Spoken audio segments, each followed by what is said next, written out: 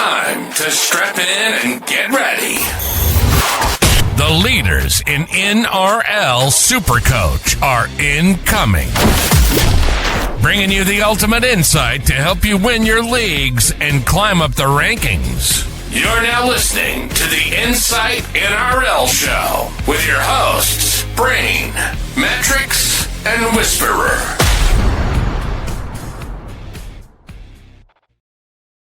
Football is finally back. We've seen some footy on the screens for the first time in probably close to 6 months, but it's great to see some footy back on the screen. I'm the SuperCoach Brain, joined by SuperCoach Whisperer. Mate, how's it feel to finally see a bit of NRL?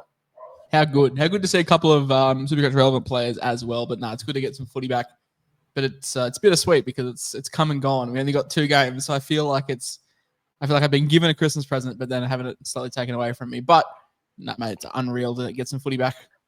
Yeah, it's nice. It's we've been obviously talking about football and SuperCoach and all that for a very long time now, for what feels like months. So it's nice to see. It gives us, first of all, something to watch. But I see on the screen here it says #1 Matty Nicholson fan underneath your name.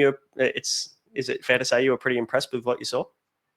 Not so much impressed, but just I guess more vilified because we've been sitting here for 2 months saying how good he is, and then finally for him to to put it together and play a really, really solid 45 minutes has been really nice. I'm getting a lot of people being like, "Oh damn, like you were somewhat right." So it's that's it. It's nice to have some vilification there, but obviously it comes down to round 1, and if he's going to get the spot, I'm not too sure, but we know that he can do a job if called upon. Yeah, that's right. Obviously, we're here, guys, today to talk about the 2 games that we watched over the weekend, Friday and Saturday night. You put together the scores for each player, Josh. Obviously, nearly 30 players playing. So thanks, shout out to Fox Sports for making that information available. But we'll have them up on the screen as we talk through each game for anybody who missed Josh's posts over the weekend. But, mate, we probably should just dive into things, shouldn't we? It's the Sharks and the Warriors kicking things off with a draw. Couldn't have been more of a mid result, I guess, for the first game of footy we got to watch for a while. But there were a couple of standouts, mate. Who were the guys you were looking at? Mate, Death Taxes and Tom Hazelton just barreling over for a try. First try scorer of the year. Fantastic for him.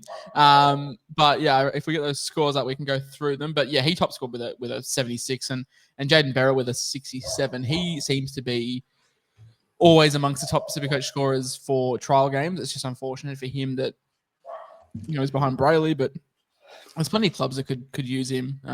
So he's 29, he's been Q Cup Player of the Year a couple of times. So probably not going to get a sniff in because he's done this every year, but we know that he's capable if anything happens to Brails. But Hazelton and then a couple of other sort of scores rounded out from the bottom. I guess for anyone looking at the graphic that doesn't follow me or hasn't seen these, the way that I've color coded them is grey is available in SuperCoach, yellow is not available in SuperCoach, and then when we get to the Warrior side of things, there'll be green, which is over 10% owned, and red, which is over 5% owned. So it gives you an idea of, I guess, who the relevant guys are. But mate, there's a couple of good scores. Puru with a 48, he looked quite impressive as well, and then Crouch with a 32, and Braden Burns with 30 and whatnot. But highlighted by, I guess, Tommy Hazelton, he's the most relevant. A lot of people had eyes on Kale Ero. 20 BP in about 40 minutes of game time. That's the hard thing. People are saying to me, I'd love to get the minutes put up on these, but the problem is that with 30-man squads and unlimited interchanges, they're not tracked. It's very hard to keep an eye on players unless you're specifically watching them. Yeah, that's right.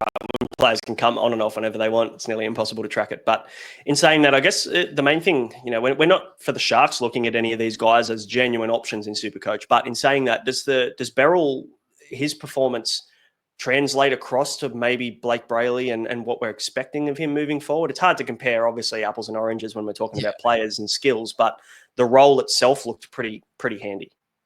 Yeah. I mean, obviously, we're both pretty keen on Blake Brailey. We've got our My Guys episode coming out in a couple of days, so that'll be 3 players that me, Braino, and Matty are all keen on. And spoiler, Blake Brailey features in, I guess, one of my guys. I'm quite keen on him this year if I was to run a somewhat primo hooker. But yeah, obviously having AFB, having Hazelton, having guys to give you quick play the ball, Teague Wilton, Britton Nicola, like having those guys to give you quick play the ball will make life very, very good for Blake Brailey. And I think, he could be quite underpriced. Will Kennedy, mate, we sort of put a post up on him earlier in the week about him playing with the potential twos. Now, it's not a full two side because you've got Katoa, Ero, and guys like Talakai and Hazelton sort of playing in this side. But if he was to be battling with guys like Kay Dykes and Liam Ison, he definitely didn't do himself, I guess, any favors to put himself back in that front runner spot for fullback. No, he didn't. We've been maybe taking the piss a little bit over the last season and a half about Will Kennedy and his role and I guess his job security across the Sharks with so many, up and coming young guys that could happily fill that role. Also, the Nico Hines to fullback narrative, is only fueling the pitchforks out for Will Kennedy in the Shire. But yeah, look, obviously it remains to be seen whether he holds onto that spot or not. But I honestly wouldn't be surprised if we do see another fullback in a Sharks jersey at some point throughout this year. It might not be from round one, but it might be.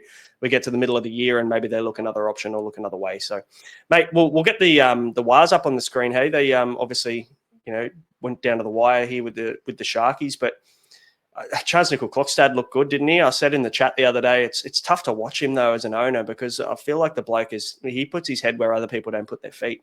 So he's always in the running for a head knock or an injury. He came off the field early and didn't finish the game, but the word was that it was just obviously management throughout the trial, and he did look like he was limping, but he's pulled up all right, thankfully. Yep. And then one quick error with this graphic here. Just flip Laban and Valmoga's scores around. So Dimitri got 34, Laban got 25. So just flip those two scores at the bottom around. But apart from that, Charles looked good. 662K for a potential bottom four side, though. It's a bit how you going. You've always got the presence of RTS to go back at fullback as well. He was a late out in this game. Ed Cossey came in. But Charles looked great. I can't buy too much into this for him. 81's fantastic, but it's just such.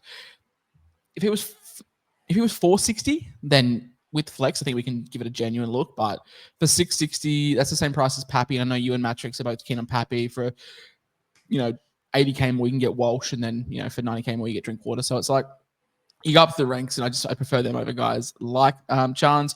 You got DWZ, you got a 1, but if you didn't watch the game, you went off after 3 minutes, something like that. So quite soon. From a Supercoach standpoint, mate, though, Luke Metcalf, it's weird because on that right-hand side, it looked like he was playing one off the ruck, which I hated for Supercoach because you want more depth. And I guess we'll touch on that when we talk about halfbacks and 5'8s if Nico does move to 5'8. I actually quite like it because he's going to be, you would expect to be playing deeper off the ruck, being second receiver.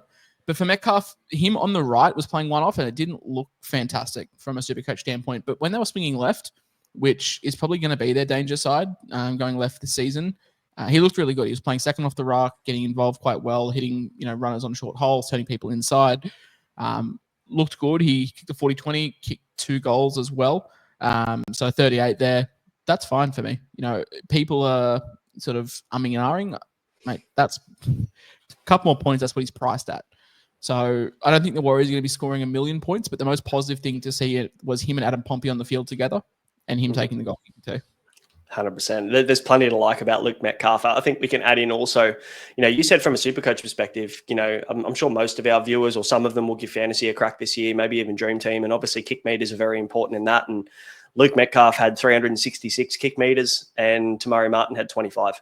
So there's your half combination. You can be pretty confident in that Luke Metcalf's going to do the majority of the in-play kicking, which is incredibly positive for fantasy and Dream Team scoring. And also the fact he took 12 runs. As a halfback, you can sometimes fall into the pattern of, setting your team up and working them around the field. And maybe you don't play as eyes up footy as you normally would, but he did. And that was really positive. He still played his running game, which is definitely Luke Metcalf's strength. So plenty to love. I could probably own him in all 3 formats, and I'll definitely have him in Supercoach. Yeah, I'm probably going to own in all 3 as well. Moving on to James Fisher-Harris, as we can see here in the red, highlighting he's over 5% owned, pumped out of 35. I think he played about 40 minutes for the first half. I didn't see him in the second. So just under a 1 ppm. He's priced at 52. So he's going to be having to go at, say, 55 minutes to be of any kind of value, which I think you can get there, but it's a trial. I'm not going to take too much from these experienced players. I'll put more stock into a guy like Luke Metcalf in a new role trying to do new things rather than a veteran like Fisher-Harris who's probably just more going through the motions. Mitch Barnett, mate, your man, pumped out a 42, came off early with a bit of blood in his face, but I think from what I looked at, he played probably about 40 minutes. So another one of these guys just going through the motions, 1 ppm, which is really solid. Would need him to be playing in that upper echelons of, say, 60 to 65. Ideally, we'd like him on an edge. scores better on an edge. But yeah, positive signs from both the bookends of Fisher Harris and Barnett. Yeah. I mean, look, James Fisher-Harris probably did exactly what we expected of him. It is trial one. So for the Warriors to roll out, a lot of these regular first graders in Chance, Dallin, even Leia looks like he's probably going to start this year. Their actual first grade halves partnership for this year, your two frontline props. Obviously, that we might not see them next week in the second week of trials. Potentially, we'll see how they play that, but. Positive signs. I'm a big fan of Barnett, but you're right. I think we do need to probably see some more minutes from him, hopefully, in round one. I don't know. There are some question marks for me, I think, in terms of how that plays out. There have been stats floating around that, yes, he did score well when Tohu Harris was out, but he did play more on an edge when he got those scores as well. So, yeah, just something to consider there. 661K is quite expensive when I'd probably pay up an extra 20K and get Payne Haas. So, yeah, whilst he was fantastic, pass the eye test. If you want the pod, run with it. But yeah, probably now that we obviously got some news about Corey Horsburgh we'll talk about very soon, I think it's a no-brainer to just start with Terrell May and Corey Horsburgh at front row forward 1 and 2 and just lock them up for the season, to be honest. Yeah, or even if you did want to put Barnett at 2RF, I mean, if the Roosters don't name someone like Moretti from the Tyler first name or Zach Clay, you can basically lock him in, kind of Watson that is, for 80. You drop down another 80K and you can get an 80-minute hooker. So kind of Watson could be a play, but Barnett, if he's playing on edge, untouchable. But the question is, does he get that role? Moving to the next Supercoach relevant player, mate, Aaron Clark. Seen a lot of discourse online about Aaron Clark. Some people weren't overly happy. That 35 only came in 35 minutes. Had a 20-minute stint, had a 15-minute stint. I thought he provided a lot through the middle. Thought he provided a lot of good lateral movement to a somewhat stagnant forward pack. I was impressed. I mean, Dylan Walker scored fantastically, and they will split minutes, but I think there's a world where Clark and Walker can both be on the field at the same time.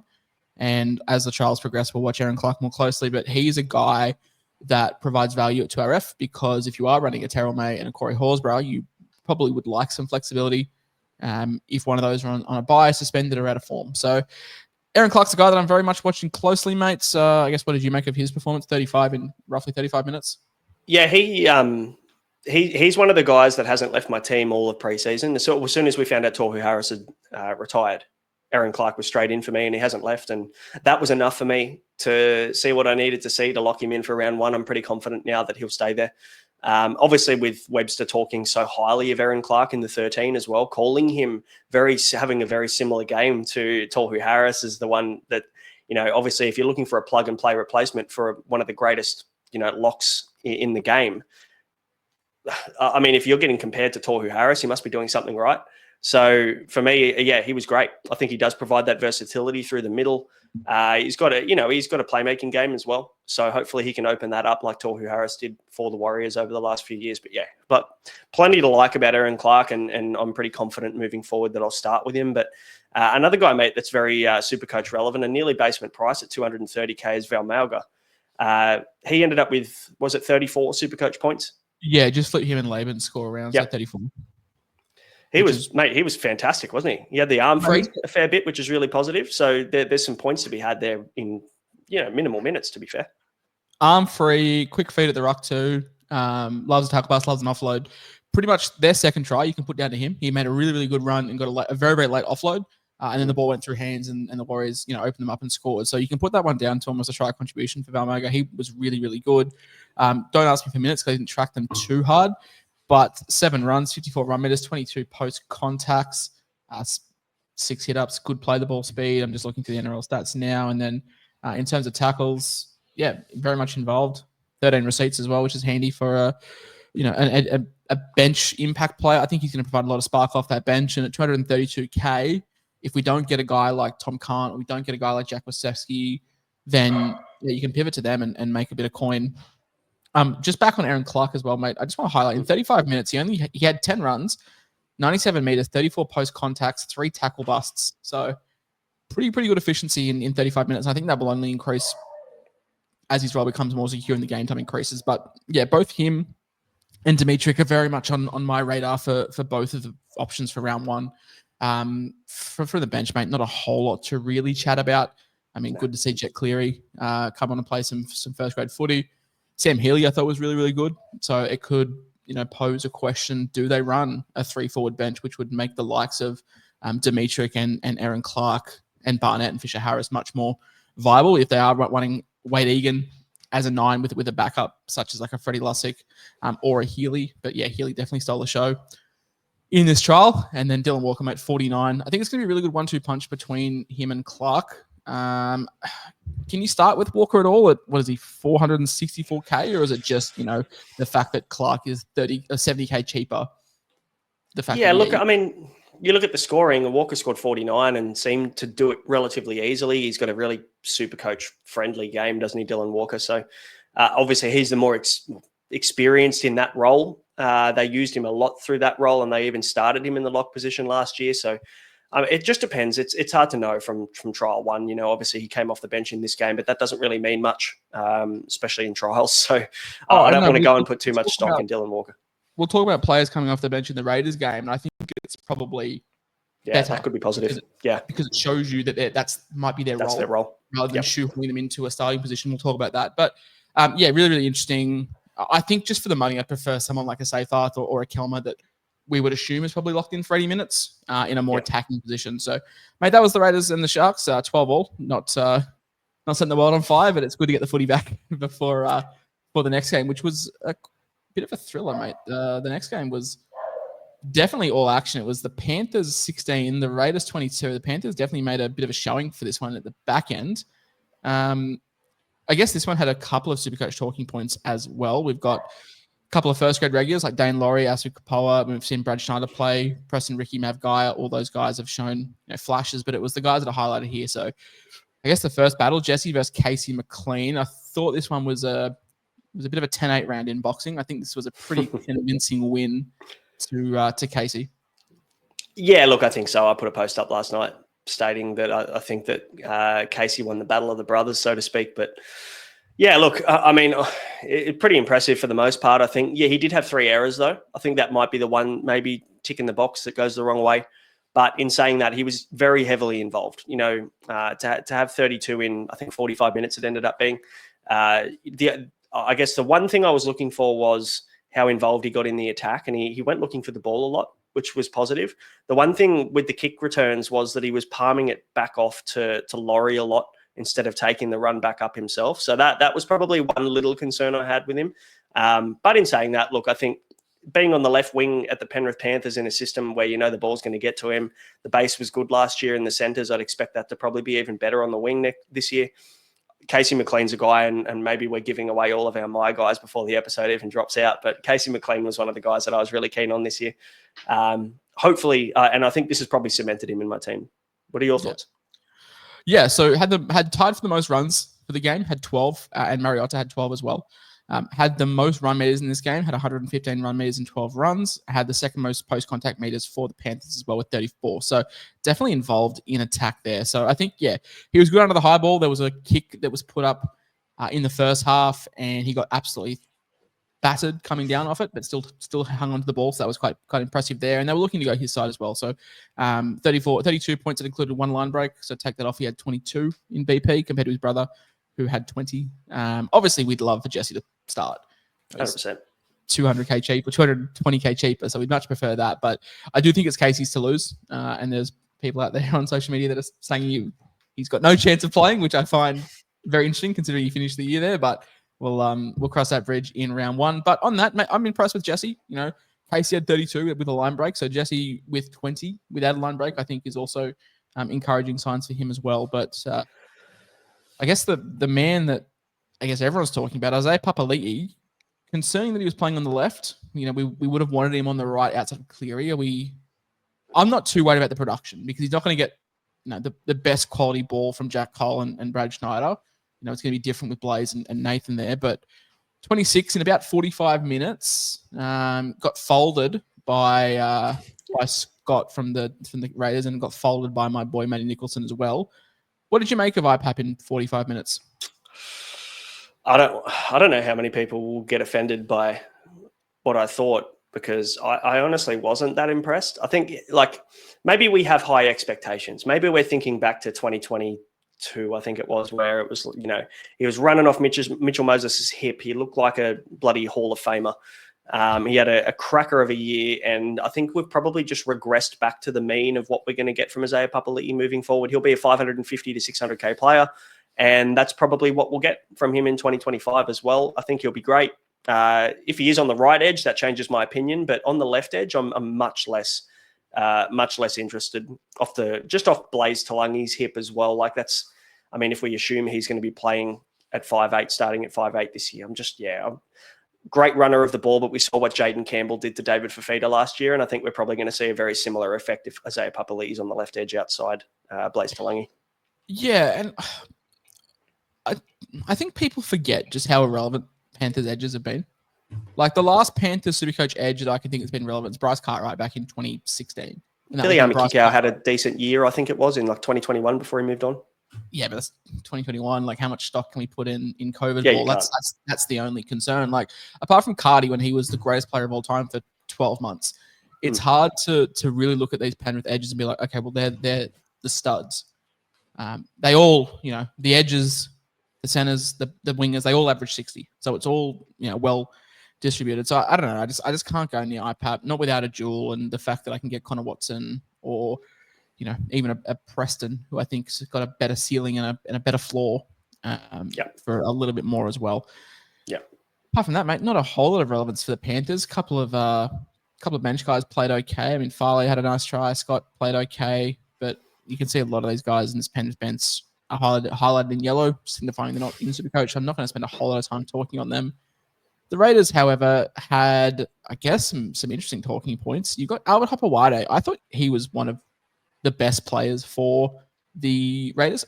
In saying that, how much stock do we put in? So obviously we know that he's not going to be playing round 1.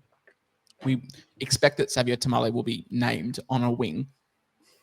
Do you put much stock into the fact that Hopewade was playing centre for this game?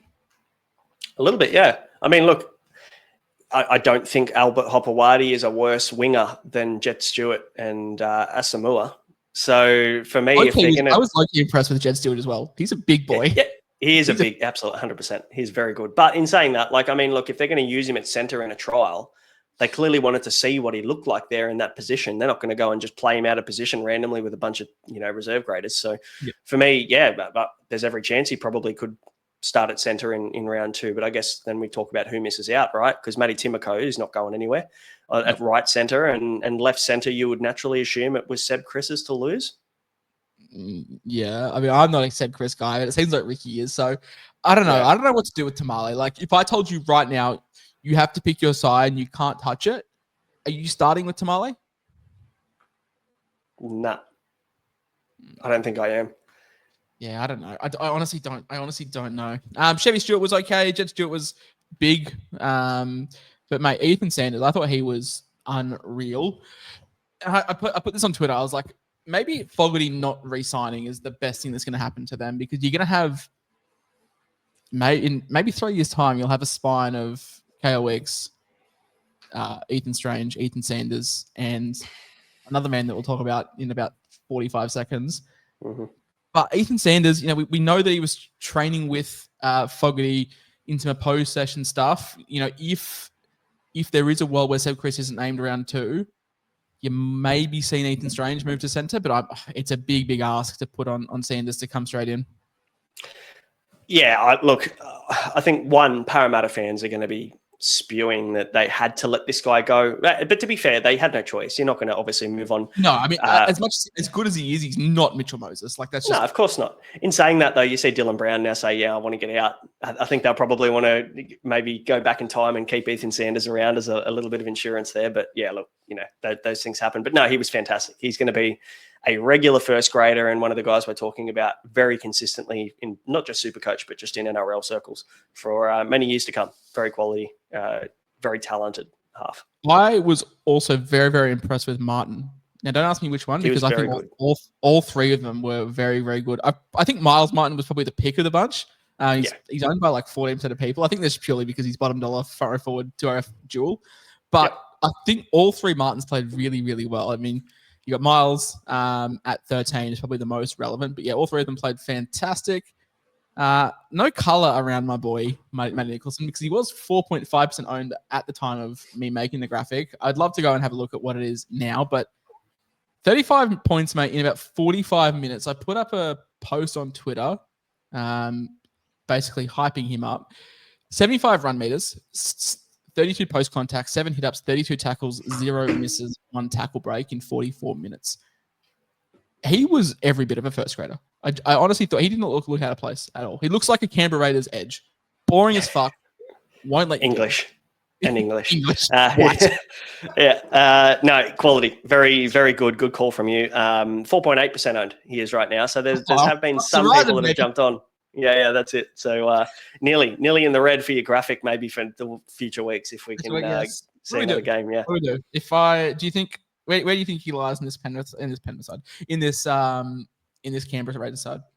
I think he will play some minutes off the bench to start, but I wouldn't be surprised by mid-year, a week, but even by the origin period if we're seeing him starting. It all comes down to Hosking. Like they love Zach Hosking. Obviously, Ricky loves Zach Hosking, and I can't see Hosking not starting. Start though, because no offense to Elliot Whitehead, but he was out. Hosking played unreal for 3 weeks. He was like the best edge in the game. Whitehead comes back in, and Ricky's like straight back to the bench for you, Zach. Is that because Whitehead's also English? That it was just like that hierarchy that Ricky's got going in Canberra. Yeah. Maybe Matty Nicholson's a chance off the back of that, but no, I think it's going to be Hosking. I think it has to be. He's a very good player and a guy that's quite SuperCoach relevant too at the price. So yeah, it'll be a conversation to have in the near future if we do see a little bit of him throughout the next 2 weeks in the trials. So we do know that Zach Hosking is racing fitness for round 1, and the fact that Vegas teams are going to be named before everyone else's. Mm-hmm. If you see Matty Nicholson line up with the number 12 on his back in round 1 at Vegas, what do you do? It's tough. Yeah, that scares me. You've got to work out where Zach Hosking is. Are they going to use Hosking off the bench and Nicholson in the 12? I'd still probably wouldn't go there. Just, I don't know, it's the injury cloud that creates this whole uncertainty of, maybe he's working his way back and they're going to play him on, limited minutes and just see how he looks in Vegas.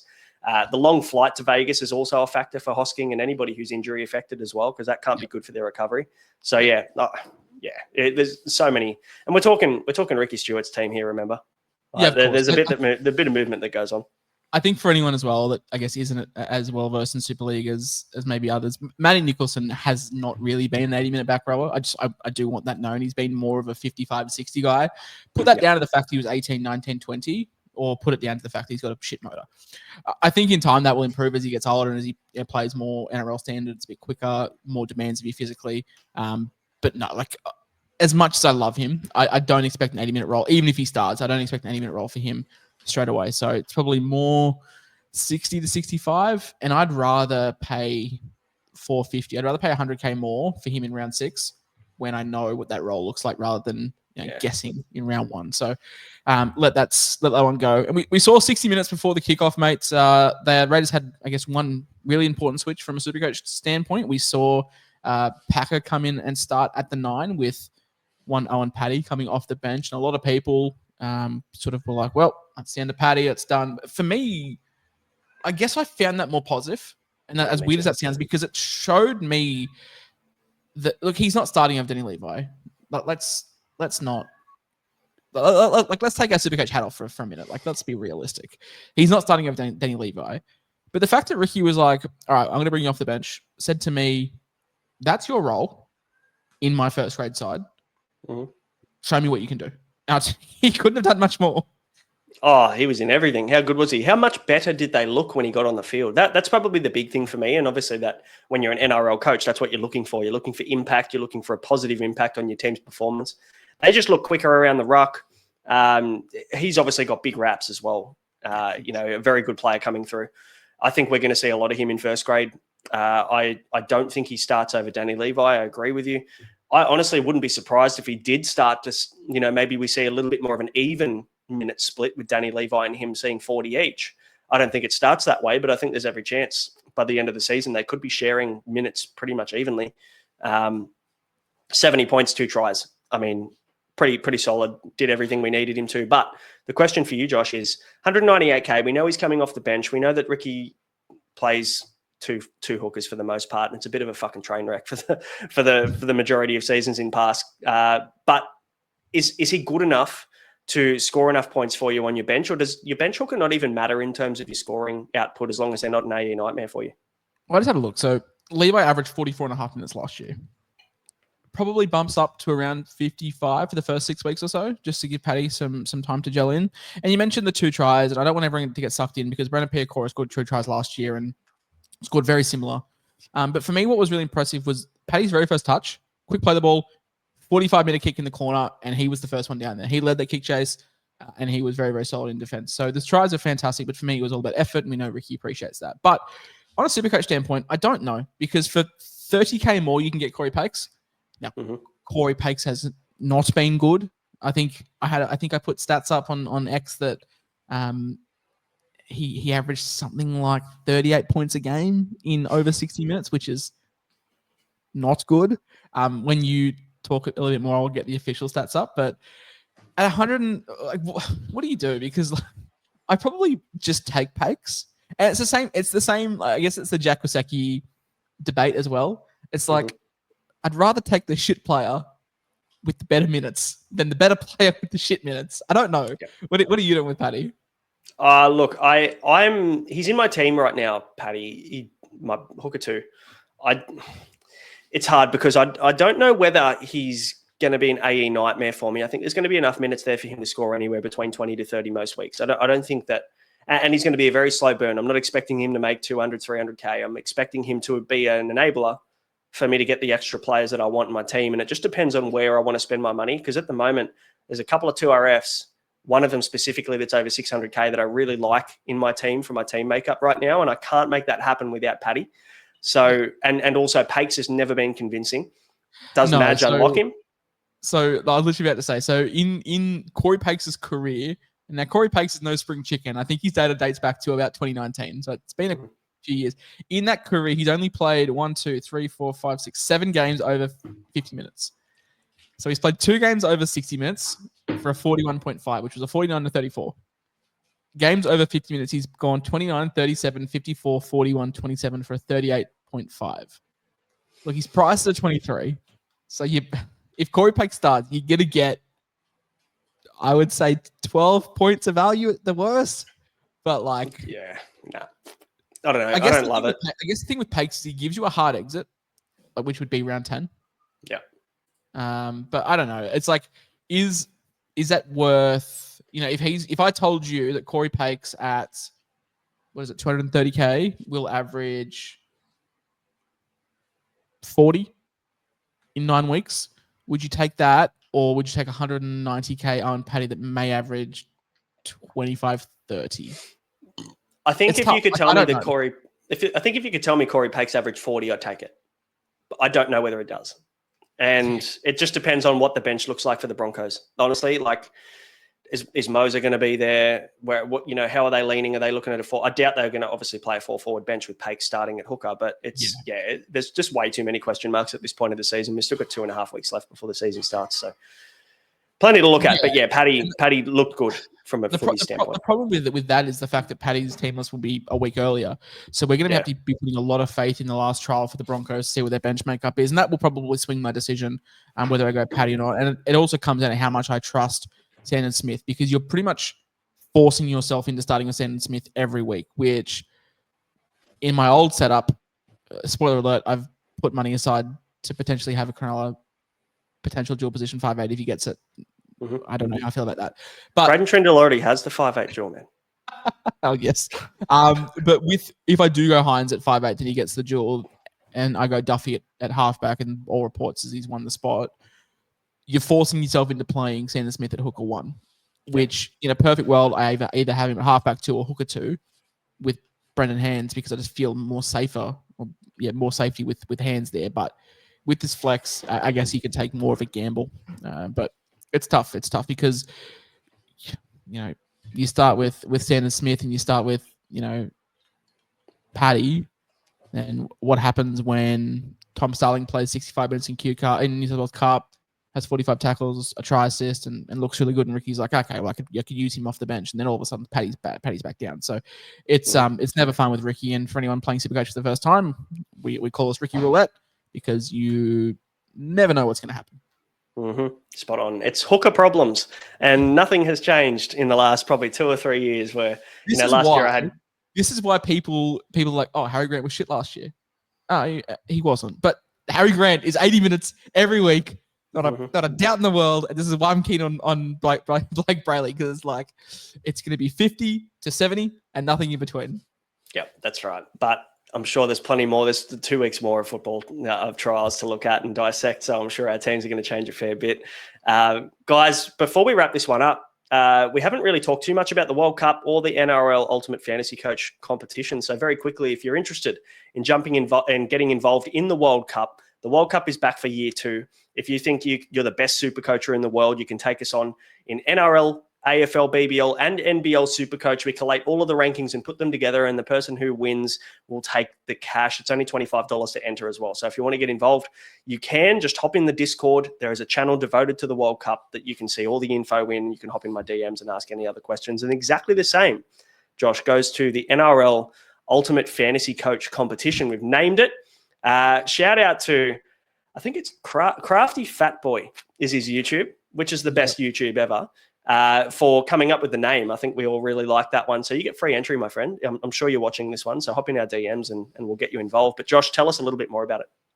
Yeah, so the NRL competition side of things, we had some feedback last year, people that wanting to play a World Cup type event, but had no interest in AFL, BBL or AFL, BBL or NBL. So we, decided what's next for NRL. And so it's a 4 competition event with SuperCoach, Dream Team, NRL Fantasy, and NRL Mixer. So, we've done a designated episode on those, and feel free to check those out if you have any questions, or, message Braino and I, and we'll help you out. But same thing, all season long, 27 weeks of pure NRL, a gauntlet, so to speak. We'll collaborate your ranks between all 4 of those and put them together across all 4 different formats. And there is different skills and different, abilities you need for all 4 different formats, because they require different knowledges of scoring and how players are going to be enrolled. So it's not just SuperCoach, it's not just fantasy, it's not just Dream Team. All 4 sports have different, not only different scoring, but different team structures as well. SuperCoach obviously has center wing, and we have fullback separate, whereas fantasy have wing fullback and center separate, and halves are combined, and edges are not split between 2RFs. So it's definitely going to be a really, really interesting event over the course of the year. For the World Cup last year, I think we got 81 runners. I'd love to get that to triple figures this year to give the prize pool a nice boost for whoever does win it. In the NRL, mate, I reckon if we got 65, 70 people, that'd be great for our initial year as well. So information, all available in the Discord for both those, totally free to inquire. And then obviously, sign-ups, it'll be $25, I think, for both of those ones. So take your pick, play both. But we'd love to have you for, I guess, a very, very unique and a very special idea. Yeah, for the first type of competition like this. So we're looking forward to running it and seeing how it goes, and just getting people more involved in all the formats. We play them all. And like Josh said, they're all a little bit different, which is why I love it. You're picking a player in SuperCoach that you probably wouldn't pick in fantasy, and vice versa. You probably then, if you missed a player in your SuperCoach team, you can go and grab them in your dream team. That's the best part about it. So it makes the footy much more enjoyable to watch if you're a big SuperCoach or fantasy sport head. But guys, that'll do us. Obviously, 2 games down. We've got plenty of football. We've got a full slate next week, Josh. I think it's nearly every team plays next weekend. So. Tell the missus that she's going to have to find other things to do, I reckon. Those graphics take me about an hour each to make, so I'm going to be a very busy boy next weekend. Yeah, absolutely. We'll do the team list confirmations and things that we do every single year as well. So, guys, thanks for watching. Hit the subscribe and like button if you do like the content. We'd appreciate that. We'll be back throughout the week. We've got plenty of content planned over the next 2.5 weeks to make sure your SuperCoach teams are ready to go for round 1 in Vegas. Thanks for watching. We'll see you next time.